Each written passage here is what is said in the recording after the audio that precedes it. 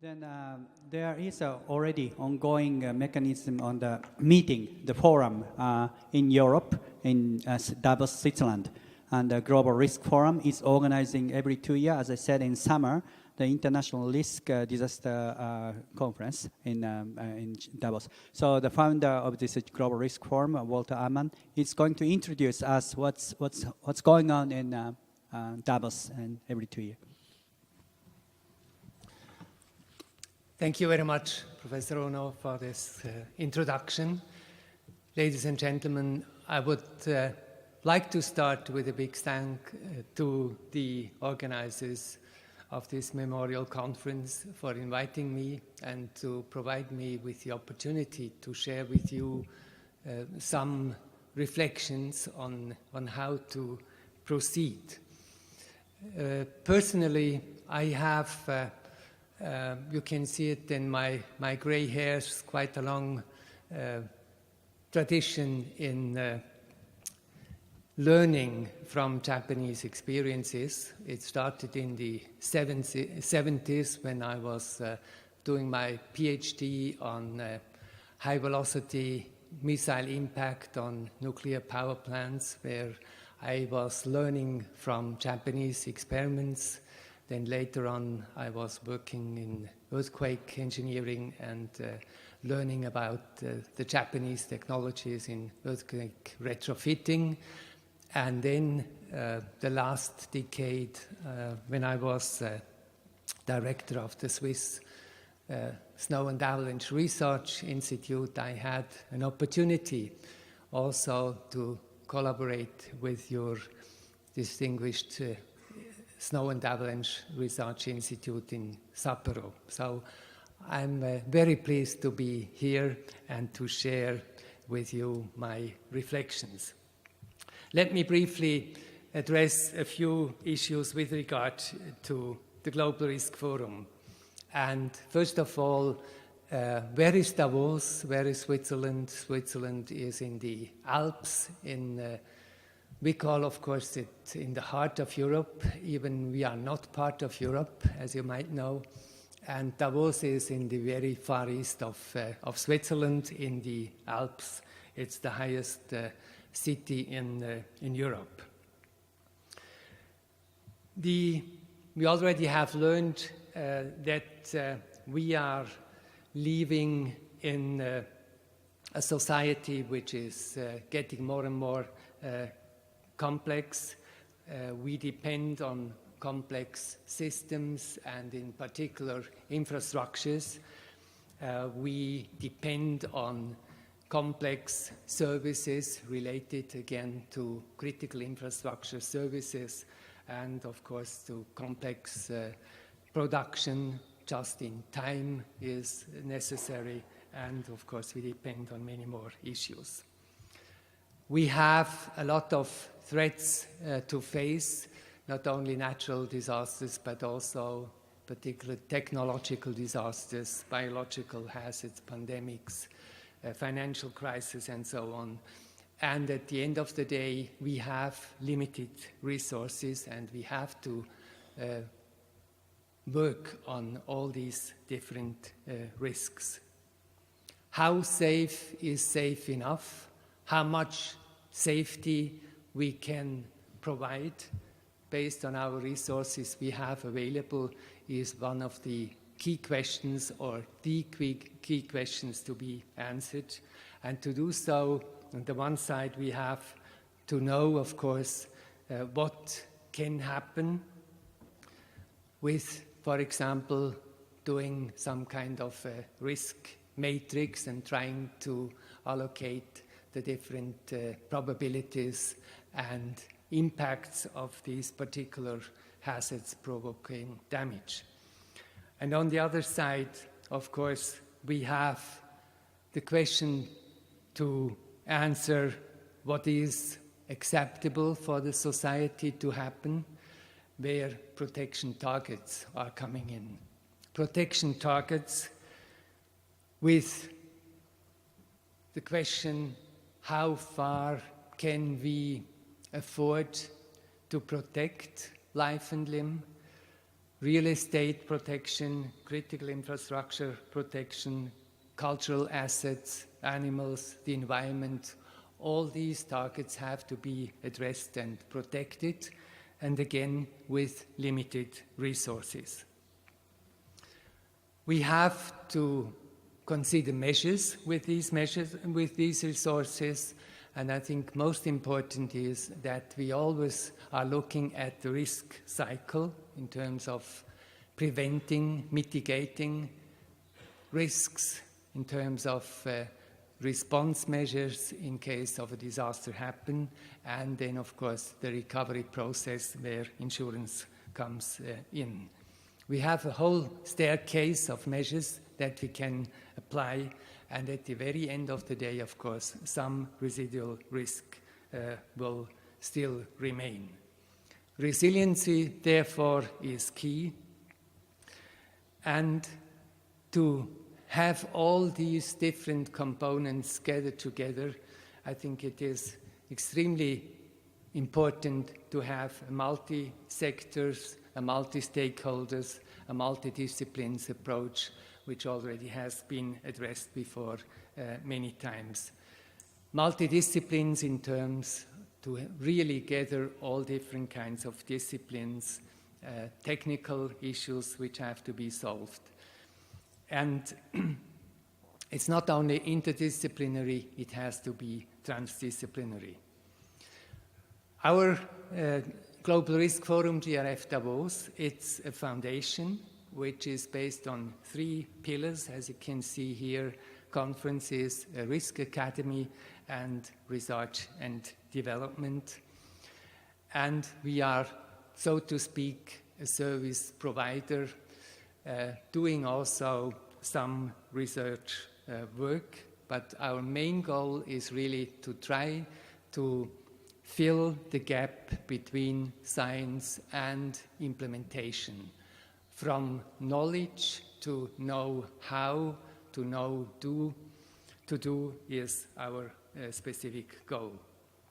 We have a network with a number of universities worldwide, with the private sector and with individuals, about 35,000 individual experts and practitioners, which we can periodically address. We have e-journals, which we publish either together with Elsevier or our own e-journal, which you can see. The conference which has been addressed is what we call the IDRC Davos Conference, International Disaster and Risk Conference, a biannual conference which started in 2006, and up to now we have an average of 800-900 participants from all over the world, participants which are coming from these different disciplines I mentioned, different stakeholders I mentioned.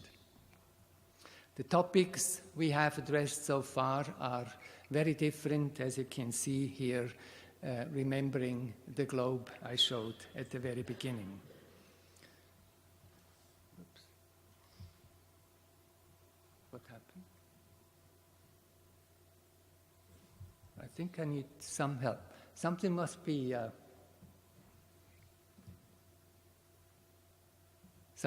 be difficult with this computer.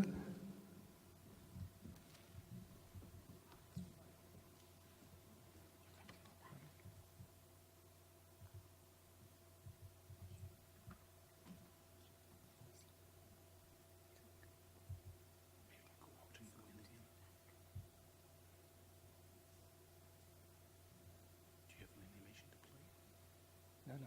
It's just...